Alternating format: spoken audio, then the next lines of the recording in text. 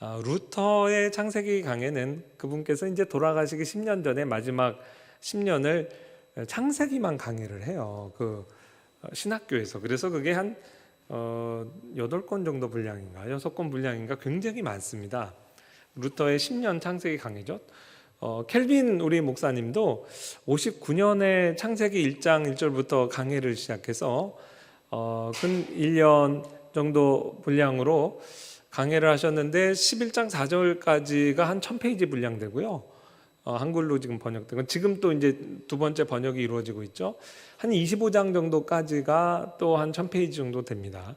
그리고 그 야고가에서만 다룬 13편의 예정론 설교가 있고, 그래서 대략 그 창세기의 한 절반 정도를 그렇게 이제 강의하셨어요. 만약에 건강이 허락하시고 정말 50장까지 다 강의를 마쳤으면 루터 못지않게 정말 큰 엄청난 분량을 우리에게 유산으로 또 이렇게 물려주실 뻔했습니다. 주석은 다 번역됐는데 지금 이제 설교는 아직도 번역돼 있고, 루터의 그 창세기 강의는 영어로만 번역돼서 루터스 워크, 거기 지금 우리 도서관에도 있죠.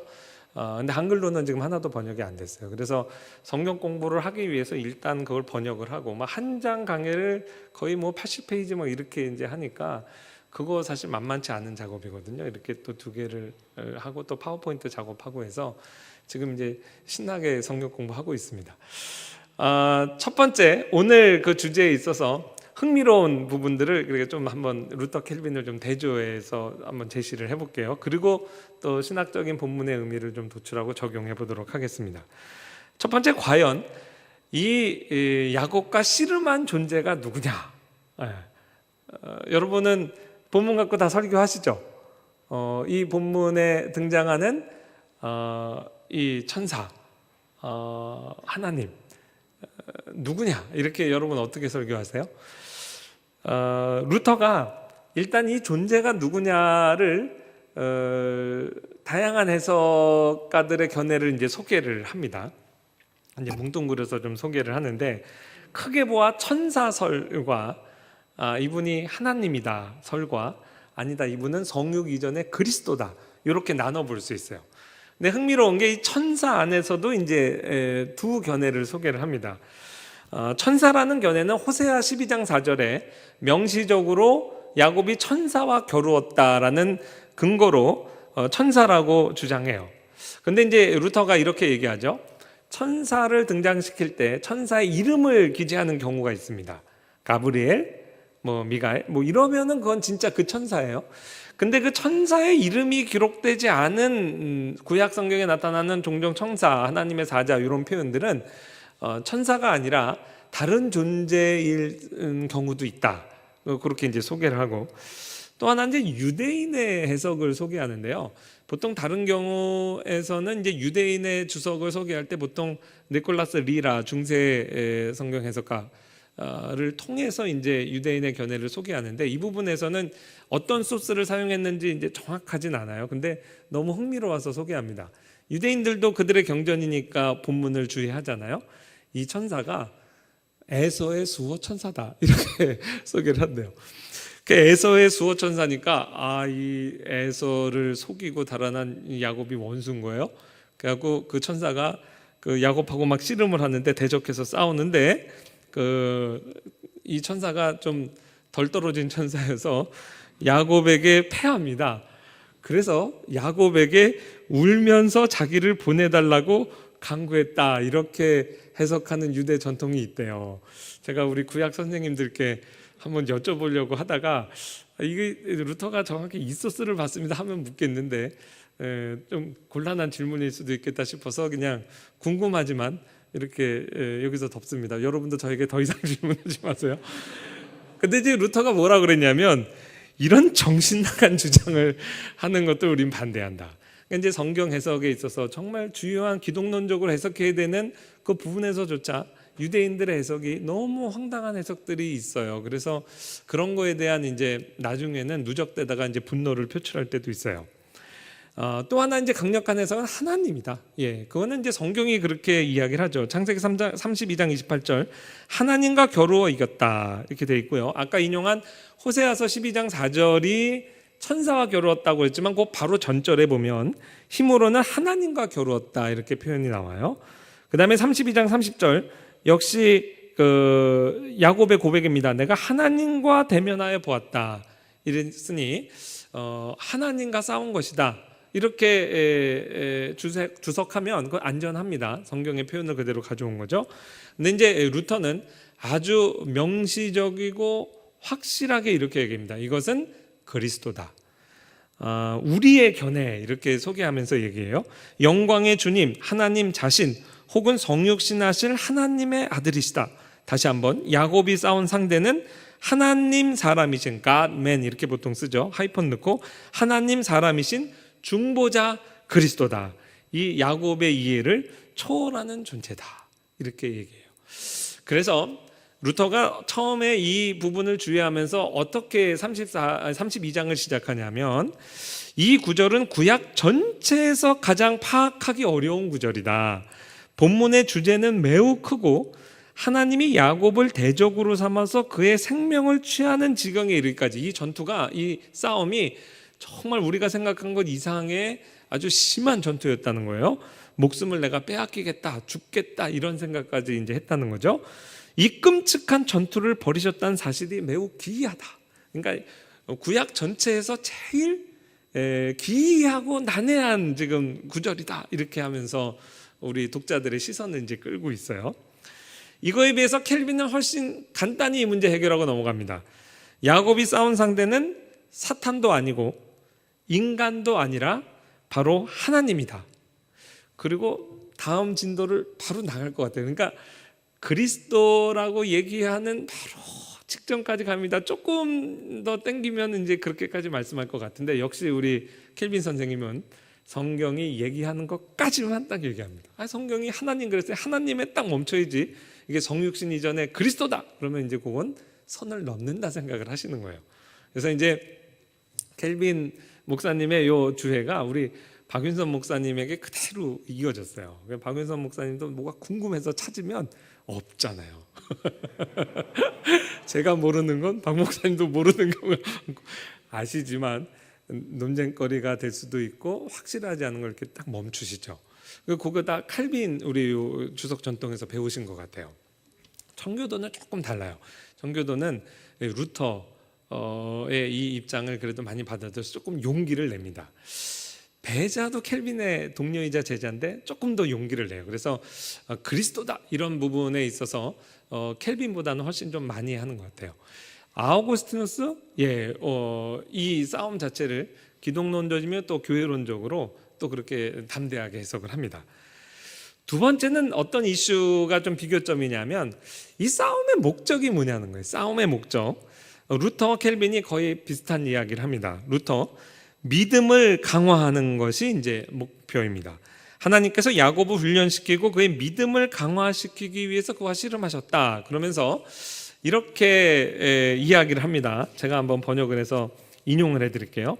씨름 중에 야곱과 하나님이 나눈 대화는 기록되어 있지 않다. 아마도 주님은 야곱을 향해 너는 멸망할 것이다 이렇게 말씀하고 야곱은 내가 멸망하는 것은 하나님의 뜻이 아니다 라고 대답하며 대항할 것이다.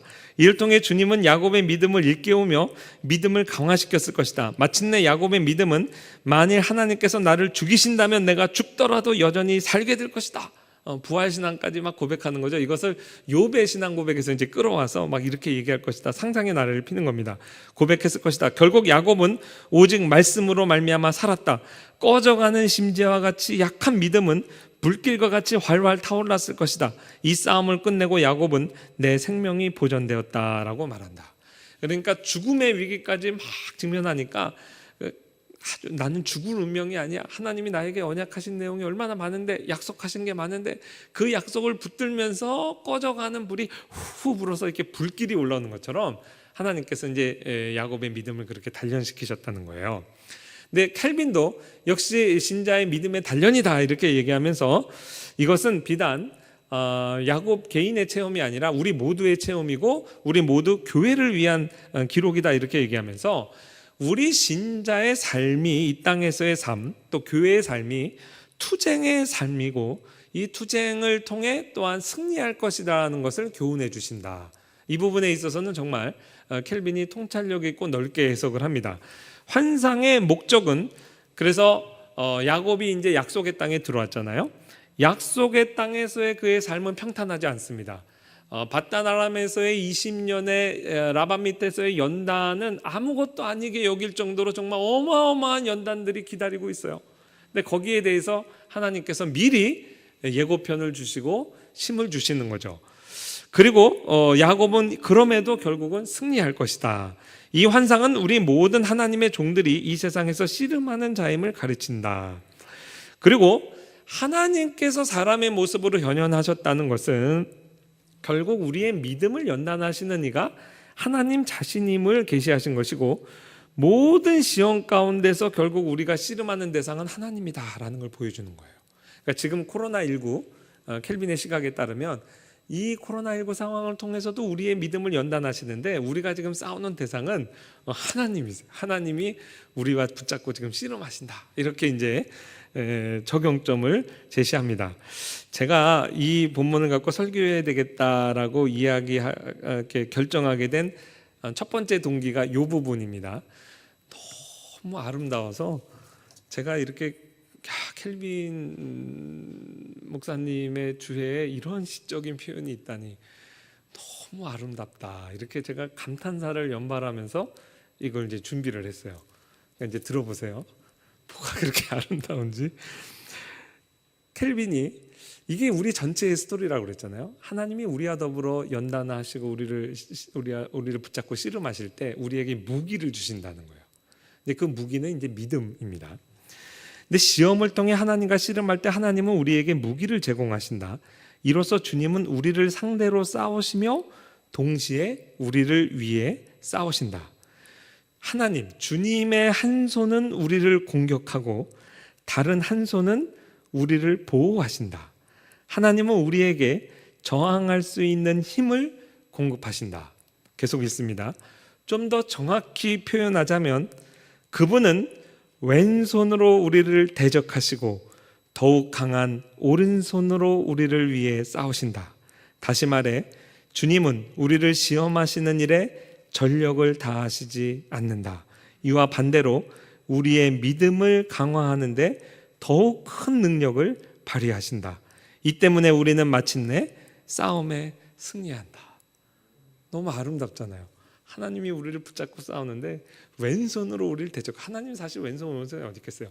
왼손으로 대적하면서 우리가 낙심하고 절망하고 주저앉지 않을 만큼, 그리고 다른 오른손으로 강한 손으로 우리의 믿음을 강화시켜 주시고 으쌰으쌰 이거를 잘 이겨내게 하신다는 거죠.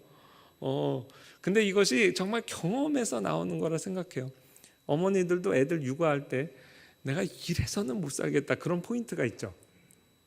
저도 아기 낳는데 웬만하면 다 키우겠는데 얘가 1시간마다 자다가 깨니까 매일매일 잠을 깨는 거예요. 물론 이제 아기 엄마가 거의 전담을 하지만 저는 옆에서도 가끔씩 잠을 깨는데도 잠을 설치니까 하루 종일 몽롱하죠. 제가 신학교 다닐 때 몽롱한 상태로 다녔어요. 늘 밤에 안 그래도 숙제도 많은데 육아 전선이 그렇게 만만치 않더라고요. 이래서는 못 살겠다 할 때 뭐 100일 지나고 돌 지나서 애가 자고, 뭐 이래서는 정말 어떻게 기저귀값 감당하냐 할 때 기저귀 떼고, 뭐 그런 거 아니겠어요? 그러니까 하나님이 이렇게 적당하게 주저앉지 않을 정도, 우울증 걸리기 직전 상태까지 몰아가시다가 결국은 이제 다시 일으키시고 다시 일으키셔서 우리의 믿음을 단련시키신단 말이에요. 그래서 사람이 감당할 시험밖에는 우리에게 당한 것이 없고 피할 길 내서 너희로 능히 감당하게 하신다. 예, 맞습니다. 저도 정말 아픈 수술을 해봤어요. 이 살은 아무리 칼로 도려내도 그 아픔의 한계가 있어요. 뼛속의 신경을 건드리는 수술하는 거는 정말 아무리 강한 몰핀을 맞아도 그게 시큰시큰 아프거든요. 근데 이제 의사 선생님도 많이 겁을 주고 그래가지고 제가 깨날 때 막 아프다고 그러고 어머니 많이 괴롭혔습니다. 좀 가서 몰핀 좀 더 달라 그러고. 그런데도 제가 이렇게 느꼈던 게 뭐냐면 항상 공포의 외침은 요게 5분 지나면 공포의 정점에 이르겠다라는 그 두려움 때문에 소리 질러요. 근데 항상 100% 도달하면 소리 질러야지 하는데 90%만 가고 또 멈추고 이렇게 해서 하나님이 이거 표현 똑같아요. 왼편으로 우리를 대적하시고 오른편으로 싹싹싹 이렇게 넘어가게 해오십니다. 여러분도 지금 매달 파산하지 않고 싹싹싹 이렇게 넘어서 무사히 졸업하게 이제 하나님 하실 거예요. 그 과정에서 하나님 이제 의지하게 하시는 거죠. 분이엘 이 체험의 신학적인 의미를 한 두 가지 살펴보겠습니다. 주로 이 씨름에서 이제 승리했다라는 의미를 한번 살펴볼 텐데요. 28절 보면 이스라엘이라 부를 것인 이는 내가 하나님과 및 사람들과 겨루어 이기었음이라. 사실 첫 번째 어떤 신학적인 좀 신비한 의미는 여기 본문에서 다루는 것이 죄를 다루고요, 거듭남의 신비를 다루고 있습니다. 왜 그러냐면 이름을 지어 주시잖아요. 이름을 주신다는 것은 거듭남하고 보통 관련된 말이죠. 다시 태어난 새 인생, 그 이름을 주시는 거 아니겠어요? 이 본문에는 죄와 거듭남과 관련되어 있는 것이 틀림없습니다. 왜냐하면 오늘 이 브니엘의 체험의 시발점이 에서와의 만남 때문에 비롯된 거 아니겠어요? 32장 12절 내가 주께 간구하오니 내 형의 손에서 에서의 손에서 나를 건져내시옵소서. 왜 에서의 손에서 건져달라고 했을까요? 20년 전에 지은 죄가 있어서 그렇죠. 사실 20년 동안 하나님께서 야곱을 연단하셔서 엄청나게 바뀌었습니다. 그 남을 속이던 자가 정말 자기보다 고수인 라반 밑에 들어가서 계속 사기를 당하잖아요. 남을 사기치는 수준에 있는 자가 계속 20년 동안 완패입니다. 마지막에 한번 하나님이 쫙 도와주셔서 하마터면 재산 다 뺏길 뻔했는데 라반을 질책하시고 그 손에서부터 이제 구해 주시잖아요. 야곱이 이제 그 말년에 이렇게 그 라반을 떠나는 그 시기에 그 아내들과 또 라반에게 간증한 내용 보면 내가 20년 동안 외삼촌과 함께 있었거니와 그때 얼마나 성실하게 일했다. 아르바이트생에게 하여튼간에 다 손해 나는 것까지 무는 악덕 기업주를 만났는데 그거 내가 다 물면서도 하나님이 내 수고를 보시고 이걸 갚아주셨다 이렇게 고백할 정도로 그의 그 성실함의 삶은 정말 연단받아서 금과 같이 됐어요. 그러니까 그전에는 갈라디아서 6장 7절 말씀 보면 스스로 속이지 말라 하나님은 만홀히 여김을 받지 아니하시나니 사람이 무엇으로 심든지 그대로 거두리라. 이게 이제 저주의 말이 됐죠. 내가 뿌린 대로 그렇게 당했잖아요. 20년 지난 시점에는 뿌린 대로 거둔다는 그 말씀을 축복의 말씀으로 받습니다. 성실하게 일하는 수고를 하나님이 다 갚아주신다. 우리의 신앙 수준이 아주 유치하고 어릴 때는 시험 공부 하나도 안 했지만 시험 잘 보게 해주세요. 수능 만점 나오게 해주세요. 뭐 이렇게 기도하죠. 근데 정말 성숙한 신앙인은 내가 열심히 공부했는데 뿌린 대로 거두는 복을 누리게 하옵소서. 이렇게 기도하는 수준에 이르게 되는 거죠. 시편 37편 3절 여호와를 의뢰하고 선을 행하라. 땅에 머무는 동안 그의 성실을 먹을거리로 삼을지니라. 하나님 성실하신 거 어떻게 아느냐? 성실하게 살면 우리 하나님 성실하시고 하나님 공의로우시다는 걸 알게 됩니다. 이렇게 이제 달라졌다고요, 야곱이. 그러나 이 시점에서 깨닫게 되는 건 뭐냐면 20년 동안의 인격 수련과 여러 가지 면에서 성숙한 야곱이 20년에 아무리 많은 노력과 수고를 했어도 죄 문제만큼은 1%도 해결하지 못합니다. 오히려 야곱 에서 한 사람에게 쫓겨서 도망갔잖아요. 지금 에서가 400명을 거느리고 와요. 이자가 400배 불었어요. 그 공포감.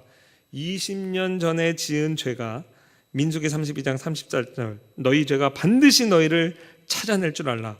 죄의 삭은 사망이다. 이러한 어떤 그 진리를 현장에서 체감하지 않았나 싶습니다. 죄 문제에 직면하는 거죠. 이럴 때 하나님의 은혜를 체험하고 하나님께서 야곱에게 새 이름을 주시죠. 그건 뭐냐면 일종의 거듭남의 신비예요. 사망아 너의 쏘는 것이 어딨냐. 사망이 쏘는 거는 죄의 삭은 이제 사망인 거 아니겠어요? 죄 짓는 순간 하나님의 심판의 화살이 이미 발사돼서 반드시 타겟을 맞춥니다. 그리고 죽게 돼 있어요. 그래서 거듭남의 신비란 건 뭐냐면 내가 예수 그리스도와 연합해서 실제 죽는 겁니다. 여러분이 어떤 원수 갚을 사람이 있어서 정말 일평생 내가 그 사람 한 놈은 죽이고 내가 죽겠다 이렇게 해서 일평생 따라다녀서 지구 끝까지 갔더니 어저께 돌아가셨대요. 이러면 여러분 얼마나 허무하겠어요. 그런 비슷한 영화 있어요. 그래서 너무 허무해서 자살해요.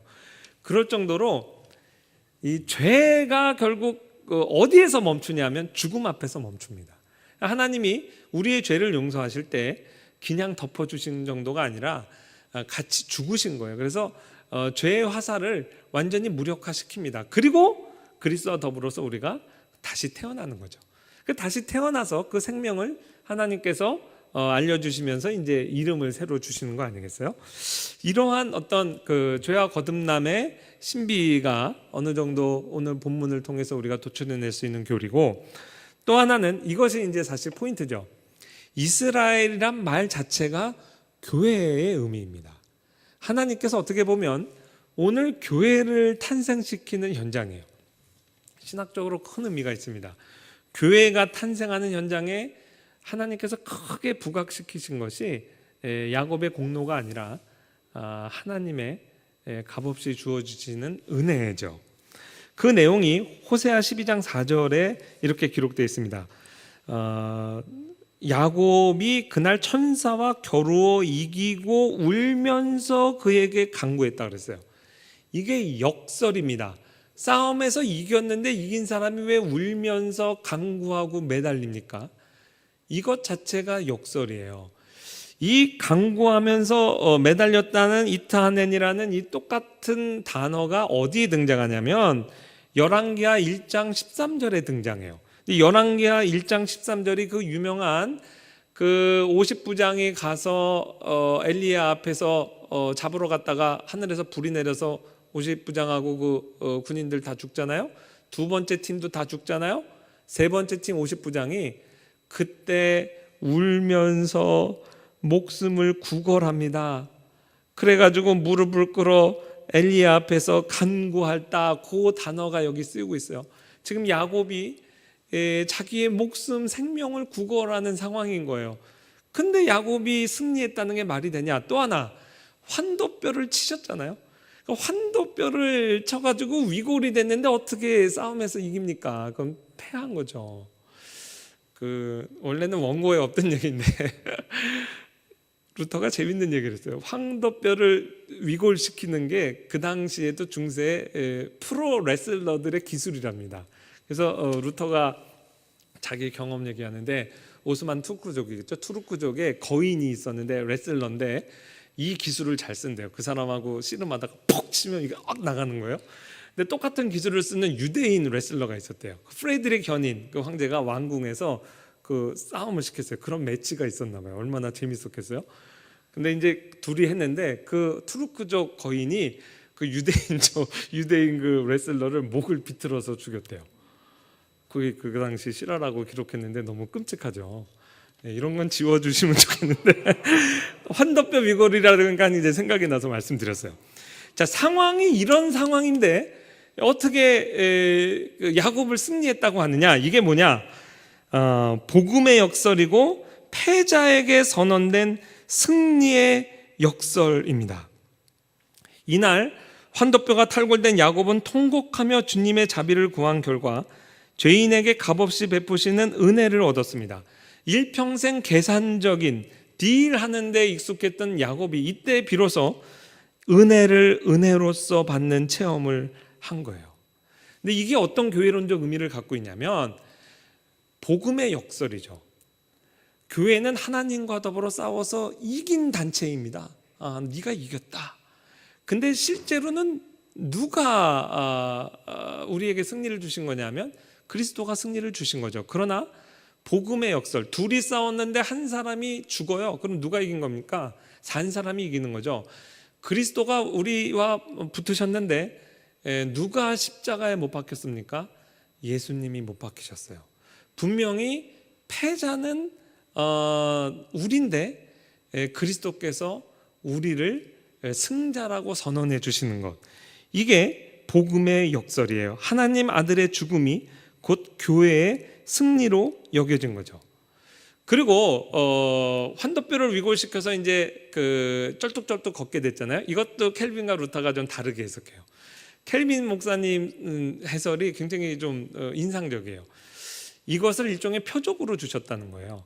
그래서 켈빈 목사님은 어떻게 생각하냐면 이때 사건으로 일평생 남은 인생 야곱은 절면서 지냈다 이렇게 생각하세요. 근데 뭐가 기적이냐? 이게 위골됐는데도 걸을 때마다 통증을 안 느꼈다. 그래서 이것 자체가 하나의 표적이다. 그래서 이제 그렇게 해석하고, 루터는 통증을 심하게 느꼈다. 그러나 치료받았다. 그게 어디냐면 세겜성과 정착했을 때 그때쯤 이게 치료받고 그것도 기념해서 감사드렸다. 이렇게 이제 해석해요. 에서가 20년 만에 동생을 만났더니 밤 꼴딱 샜죠. 여러분 밤새고 시험 보는 것처럼. 일단 눈도 쾌하고 모습이 초라하고 게다가 다리를 절어요. 그 연민의 정이 더 이렇게 일어나게 됐을 거다. 이렇게 해석하는 분이 있습니다. 저희 어머니가 그렇습니다. 성경 공부하다가 늘 전화 이렇게 하거든요. 그럼 이제 어머니가 난 그렇게 생각해? 그래서 그렇구나. 근데 그게 가슴에 남더라고요. 그래서 입장에서 동생 만났는데 얼마나 또 측은하겠어요. 어떻게 보면 또 하나님이 이것도 이용하신 거 아닌가 생각합니다. 신비한 성경 공부 좀 해보겠습니다. 이거는 루터도 이렇게 얘기 안 하고 켈빈도 안 하고 저희 어머니도 얘기 안 하신 건데요. 제가 이 야곱을 묵상할 때마다 베드로가 자꾸 생각이 나요. 제 설명 듣고 나면 좀 그럴듯하다 그러실 거예요. 자, 베드로가 가이사랴 빌립보에서 주는 그릇이시오 살아계신 하나님의 아들입니다. 그랬더니 예수님께서 바요나 시몬아 네가 복이 있다. 이걸 네가 알게 해주신 아버지께서 알게 해주신 거다. 그러면서 크게 칭찬하죠. 그리고 내가 이 반석 위에 교회를 세우겠다. 교회를 말씀하신다고요? 근데 실제 그 교회는 언제 신약교회가 성립됐어요? 오순절 성령 강림 때. 근데 일종의 그게 이제 예고편이잖아요. 그리고 또 베드로가 그 사이에 어떤 일을 했냐면 예수님을 배반했죠. 그 배교한 겁니다. 그런 이제 우리가 그 신약의 스토리를 아는데, 구약도 이제 제가 가만히 묵상을 해보니까 네 이름 이스라엘이라 하리라. 근데 이스라엘이 이제 구약 교회 이름이잖아요. 근데 그 이스라엘 교회를 하나님께서 언제 공식적으로 출범시키셨어요? 출애굽기 19장. 출애굽 공동체와 더불어서 시내산에서 그들에게 법을 주시고 영토, 나라. 그래서 한 제사장 나라의 구성 요소가 그때 이제 마련이 됩니다. 물론 땅은 약속으로 주어진 것이지만, 그런데 예고편이 어디 등장하냐면 지금 야복 강가에 등장하는 거예요. 거기서 이스라엘을 말씀하세요. 베드로하고도 예수님이 대화하면서 정작 주인공은 예수님이시죠. 내 교회를 세우겠다. 루터적인 시각으로 보면 야복 강가의 그날 주인공은 사실 성육이 전에 그리스도십니다. 그리스도가 내 이스라엘 교회를 세우겠다. 그러고 나서 보면 비슷한 게 많아요. 야곱의 환도뼈를 치셨잖아요. 예수님께서 베드로의 환도뼈를 치셨어요. 그게 뭐냐? 배교했잖아요. 로마 캐톨릭이 인간 베드로를 부각시킬 수가 없어요. 왜냐하면 그는 정말 위대한 신앙 고백을 최초로 하고 하나님께, 예수님께 큰 칭찬을 받았지만 그 자기가 고백한 예수님을 최초로 배교한 또 배교자가 됐잖아요. 그러니까 인간 베드로 위에 교회가 세워졌다 하면 배교자 위에 교회가 세워졌다고 하는 거니까 그 자체가 성립하지 않죠. 그래서 예수님께서 베드로의 환도뼈를 치셨다는 생각을 하는 거예요. 야곱은 우리가 별로 걱정을 해요. 그 삶이 우리의 삶과 비슷하고 왠지 그렇게 거룩하게 느껴지질 않아서 인간 야곱의 기초에서 하나님이 교회를 세우셨다라는 생각은 안 하거든요. 그런데 이제 그래도 환도뼈를 치신 거예요. 그것도 비슷하고, 또 하나, 예수님이 베드로에게 교회 세우겠다 하고 뭐라고 했냐? 음부의 권세가 이기지 못한다. 항상 교회를 세우시고, 교회는 전투하는, 지상의 교회는 전투하는 교회고 승리가 있다, 이긴다, 진다가 나오는 것처럼 오늘 이스라엘의 이름을 주시고 네가 하나님과 사람과 더불어 싸워서 이겼다 말았다 뭐 이런 표현을 쓰시잖아요. 그래서 무언가는 굉장히 패럴리즘이 있다. 이거는 제가 그냥 순전히 제 생각이니까 하나도 권위가 없어요. 그러니까 이거는 필기하실 필요가 없는데, 여기로부터 도출해내는 결론은 정말 성경적입니다. 뭐냐면 결국 신약교회든 구약교회든 그 탄생이 사람의 일과 무관하게 하나님의 순수한 은혜로 주어지는 하나님의 사역인 것을 예표하신 겁니다. 자, 적용을 하고 이제 마칠 텐데요. 두 가지 적용을 하겠습니다. 첫 번째 적용은 이제 신자의 연단이에요. 자, 야곱의 이름을 야곱에게서 이제 이스라엘로 바꿔주신 것은 처음 있는 일이 아닙니다. 아브라함 이름을 아브라함으로, 열국의 아버지로, 또 사레를 사라로, 열국의 어미로 바꿔주셨잖아요.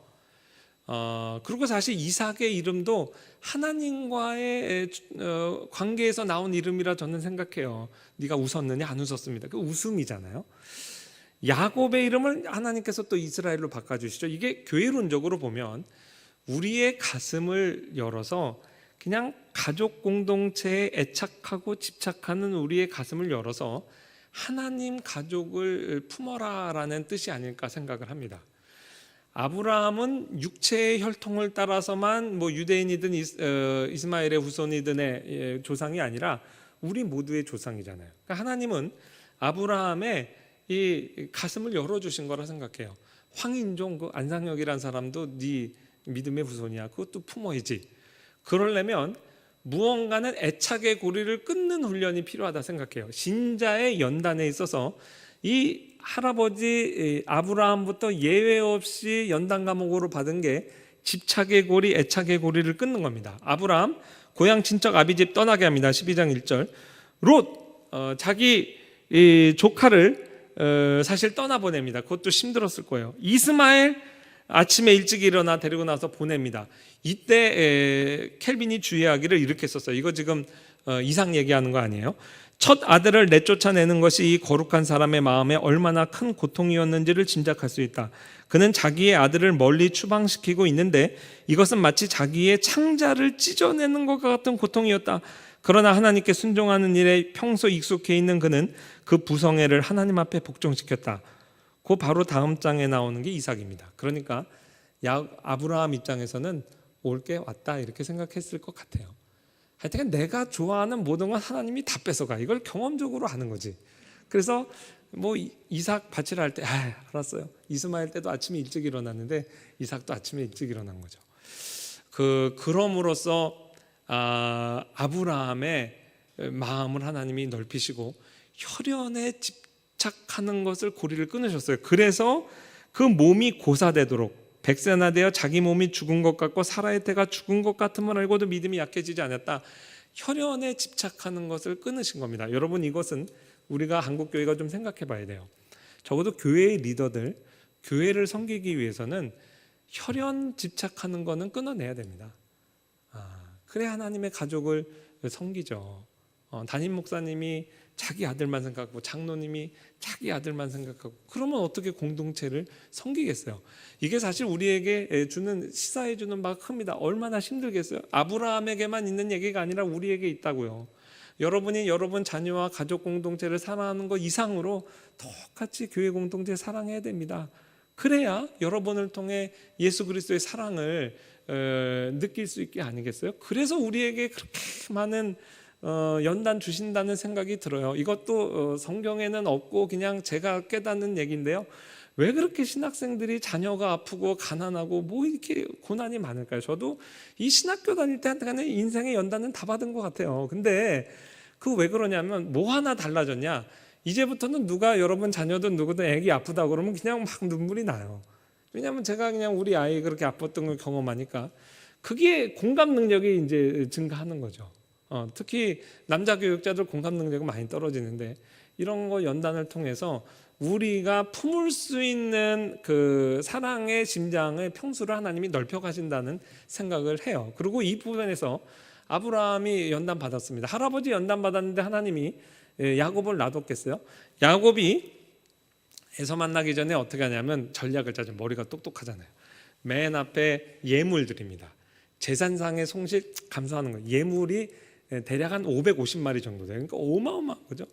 그 다음에 여종의 아들들 정말 치사하죠. 12명 자녀를 그거를 줄을 세워서 그리고 분명히 해석까지 하잖아요. 여기서 에서가 치면 여긴 살리고 그러니 어쨌든 얘네들은 좀 그래도 낫다는 거예요. 여종의 아들들 놓고 그 다음에 레아의 6 아들 그 다음에 자기가 써요. 자기 뒤에 내 목숨보다 소중한 라헬과 요셉두입니다. 제가 야곱의 아들들이었어도 이 치사한 아버지 정말 미워했을 것 같아요. 그리고 제가 정말 그 야곱 아들들이어도 그 요셉 팔았을 것 같아요. 주도는 안 했겠지만 가표를 던졌을 것 같아요. 정확히 야곱이 집착하는 사랑의 대상이에요. 하나님이 네가 그렇게 지용도를 땄구나. 약속이나 한 듯이 집착의 대상을 뺏어가십니다. 그 자기 목숨보다 사랑하는 라헬 35장 18절에 라헬이 죽어요. 그러니 그 라헬에게 온 집중됐던 그 사랑이 누구에게 가요? 요셉에게 가죠. 어떻게 하셨을까요? 요셉 데려가셨어요. 그래서 야곱은 확실히 죽은 줄 알았어요. 그리고 그 누구의 위로도 거절합니다. 라헬 데려갔죠. 자기 마음의 장자 요셉 데려갔죠. 그 많은 병적인 집착이 누구에게 가요? 베냐민에게 가죠. 그 혈통 아니겠어요? 베냐민 낳다 죽었으니까 우리가 다 굶어 죽어도 얘는 못 보내. 그러다가 결국 마지막에 보내죠. 그때 뭐라고 그러냐면 전능하신 하나님께서 하나님의 은혜를 의지하면서 내가 자식을 잃게 되면 이르리로다. 위대한 에스더는 죽으면 죽으리로다 이래야 되는데 이게 야곱의 입에서는 자식을 잃게 되면 이르리로다. 이게 거의 그 급의 신앙 고백이라고요. 이거를 집착과 애착을 놓으니까 요셉도 찾고 베냐민도 찾았습니다. 하나 더 찾은 건 뭐냐면 12아들을 다 찾게 돼요. 그 전까지는 요셉의 아버지일 뿐이었는데 12족장의 아버지가 됩니다. 여러분, 하나님이 우리에게 무언가를 집착하는 걸 놓으라고 할 때는 더 큰 거를 잡으라는 계시예요. 그러니까 여러분 지금 마음에 집착하는 거 있잖아요. 그거 놓으세요. 그거 놓으면 더 큰 거 얻습니다. 하나님께서 연단시키실 때 그 과목으로 연단시키시다 생각해요. 그래서 49장에 이르면 야곱이 아들들 모아놓고 축복하잖아요. 교회의 공적 행위입니다. 자, 두 번째 적용. 요것 때문에 사실 정말 이거 본문 선택한 건데 3번밖에 안 남아서 제가 빠르게 읽을게요. 이거는 켈빈 목사님이 적어도 여기서는 청교도 같아요. 청교도 설교에 등장하는 전형적인 적용 포인트인데요. 이것도 너무 아름다워요. 그래가지고 제가 좀 엉성하게 번역도 했지만 한번 읽어드리겠습니다. 왜 야곱은 그 미지의 존재를 향해서 이름을 알려달라 그랬을까? 이미 야곱은 이분이 하나님인 걸 알아요. 그런데 왜 이름을 알려달라고 요청했는가? 그 답이 야곱은 하나님을 더욱 깊이 알고자 원했기 때문이다. 구약의 성도는 이러한 열망을 가지고 있었음에 틀림없다. 야곱의 기도는 경건한 내용이었지만 그런데 흥미롭게도 거절되었습니다. 족장들의 시기에는 아직 완성된 계시의 때가 이르지 않았기 때문이다. 비유컨대 이들은 의의 태양이신 그리스도께서 도래하기 전에 새벽의 여명을 보고 있었다. 이거로부터 씨름한 존재가 그리스도라는 걸 우리가 어느 정도 추론해낼 수도 있습니다. 명시적으로는 얘기 안 해도. 근데 그 야곱의 청이 거절됐어요. 내 이름 내가 그리스도지. 하나님 안 그러시고 그거 말씀 안 하시고 거절하셨다는 거예요. 같은 이유에서 하나님은 모세에게도 후면의 영광만을 계시하셨습니다. 구속사적으로 족장 시대보다 모세의 시대는 더 계시가 밝아졌죠. 그래서 모세가 본 하나님의 후면의 영광, 그건 이제 루터는 그리스도로 봐요. 근데 그 영광이 여기보단 밝았다. 그것도 이제 흥미로운 내용입니다. 자, 적용입니다. 심써 하나님의 얼굴을 구하자. 켈빈 목사님이 우리에게 이렇게 도전합니다. 오늘날 우리는 과거 족장들에게 감추어진 계시를 밝히 본다. 야곱은 보기를 원했던 거 우리는 지금 밝히 봐요. 그럼에도 감사할 줄 모르는 것은 매우 불경하고 혐오스러운 죄다. 야곱 족장들이 그렇게 보기를 원했던 거 우리가 보는데 우리가 예수님 찬양 또 예수님에 관한 복음을 읽으면서도 감격을 못하는 것, 그거 아주 죄라고 그랬어요. 혐오스러운 죄다. 야곱은 하나님을 더욱 깊이 알고자 하는 거룩한 열망을 가졌다. 우리도 이처럼 큰 은혜를 사모하는 열정을 가져야 된다. 이 우리가 아는 복음의 계시가 얼마나 귀한 것이냐. 베드로후서 1장에 보면 12절 13절 보면 천사들도 보기를 원하는 것을 우리가 지금 보고 있는 거예요. 야곱이 경험한 빛은, 그리스도 복음의 빛은 물론 얼마 후 계시된 율법에 비교해서는 희미한 불꽃과도 같은 것이다. 보잘것없는 것이라는 거죠. 그럼에도 야곱은 이를 크게 기뻐하며 감사했다. 그렇다면 하나님의 살아계신 형상을 바라보는 우리는, 합동신학 대학원, 대학교 우리 전도사들은 과연 어떻게 반응해야 하겠는가? 켈빈 목사님이 이렇게 도전하세요. 그러니까 우리가 지금 가만히 있을 지금 군번이 아닌 거예요. 이 계시의 밝은 빛의 정점에 있는 사람들입니다. 그러면서 제안하죠. 야곱에게도 거절된 계시가 있었듯이 우리에게도 거절된 지식이 있어요. 필요 이상의 호기심을 남발해서는 안 됩니다. 그러나 이미 찬란하게 빛나는 그리스도의 빛에 우리는 반응하고 감사하고 그것을 증거해야 돼요. 시편 27편 8절, 오늘 설교 제목이 분이엘, 하나님의 얼굴이죠. 너희는 내 얼굴을 찾으라 하실 때 내가 마음으로 주께 말하되 여호와여 내가 주의 얼굴을 찾으리라 하였나이다. 시편 기자의 고백입니다. 요한복음 17장 24절, 예수님의 기도예요. 아버지께서 창세전부터 나를 사랑하심으로 내게 주신 나의 영광을 그들로 보게 하시기를 원하옵나이다. 이 예수님의 기도가 우리의 기도 되기라 믿습니다. 출애굽기 33장 18절에서 모세가 이르되 원하건대 주의 영광을 내게 보이시옵소서. 우리의 기도, 또 이 기도에 응답하는 또 주일 사역 여러분 경험하시고 하나님 얼굴 배웠고 또 밝은 얼굴로 대면 혹은 비대면을 통해 우리가 또 신학훈련 열심히 받는 저와 여러분 되시기를 주의 이름으로 축원합니다. 하나님 아버지 감사합니다. 분이엘의 영광을 또 은혜를 체험케 하신 하나님께서 야곱의 하나님일 뿐 아니라 우리의 하나님 되십니다.